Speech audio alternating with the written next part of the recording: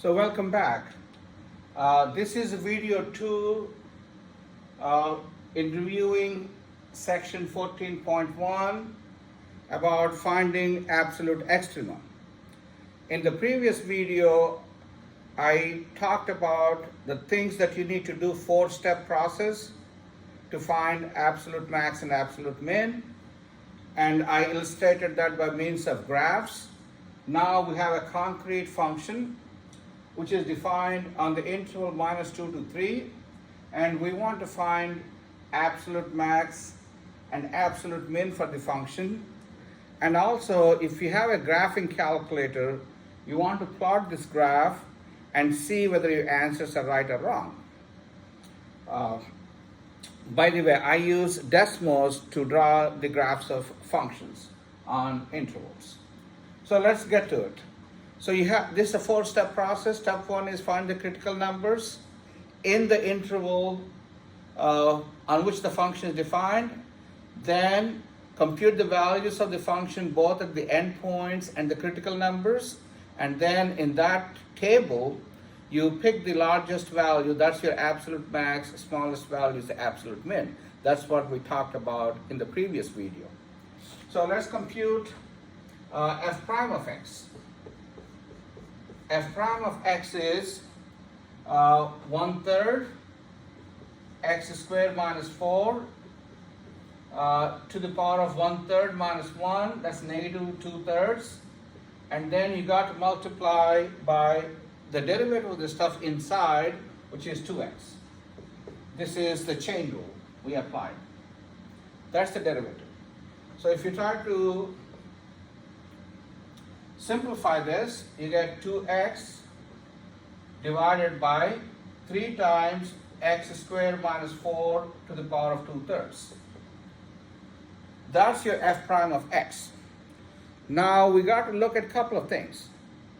So the places where f prime is 0, and also the places where f prime doesn't exist. Okay, we got to find both. Those are your critical numbers. So let's first find f prime of x equals 0. F prime of x equals 0. Let me use a different color here. F prime is this ratio, so 2x over 3 times x squared minus 4 to the power of 2/3, that should be 0. If I cross multiply, so if I move this stuff to the other side and multiply by 0, I get 2x is 0, which implies x is 0. So x equals 0 is a critical point because f prime is 0 at that point. Now we have to look at where f prime of x does not exist. And especially this would be true if you have some expression of x in the denominator. So here we have something in the denominator. Therefore, you want to make sure this is not 0. X squared minus 4 is not 0.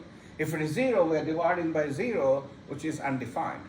Therefore, there are two values where f prime does not exist. Those are x squared minus 4 equals 0. Okay? So if whenever this is 0, that's where f prime is not defined. Which means x squared is 4, x is plus or minus 2. There are two values here. And remember, we take the critical points which are strictly in between -2 and 3. So you don't have to look at -2, it's already there as the end point. So only 2 is the critical point in between -2 and 3. Only 2 here, and there's a 0 here. Right? So we have two critical numbers. Now what are the next steps? We make a table. This is steps 2 and 3. Compute the values of the function at the critical numbers and also at the end points. So here, points. These points are the end points, -2 and 3. These are the end points. And the critical numbers are 0 and 2. 0 and 2. So these are the end points. These are the critical numbers. Now let's try to compute the value of the function f prime at f of value of f. Let's compute value of f at these points. So you got to go back to your original function. When I plug in x equals -2, I get 0. 2 squared is 4, 0. F of -2 is 0. If I compute the value at 0, plug in x equals 0, I'm taking cube root of -4. So f of 0 is cube root of -4.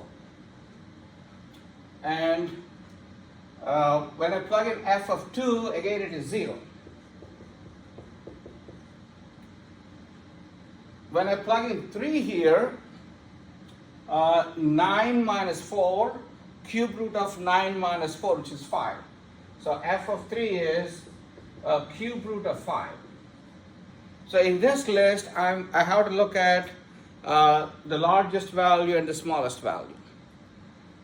This is a positive number, square root of cube root of 5. So that is your absolute max. Absolute max. And these are zeros, and that's a negative number. So that got to be absolute min. Absolute min. So therefore, for this function, the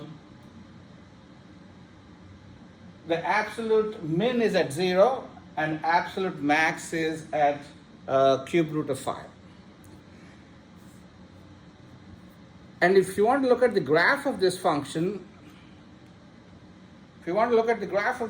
and justify it, I do the graph using Desmos of the function. It looks like this. It starts at -2, and then it goes through 2, and goes like that. At 3, that's the value. Cube root of 5. And here it is 0. And this is the value 2. You could see the tangent line is vertical. That means f prime doesn't exist at that point. And here is the point where f prime is 0. Okay? So it's consistent with what we did here. Okay? So this illustrates, at least this particular example tells you how to find absolute max and absolute min for a function. In this situation, we have both types of critical numbers.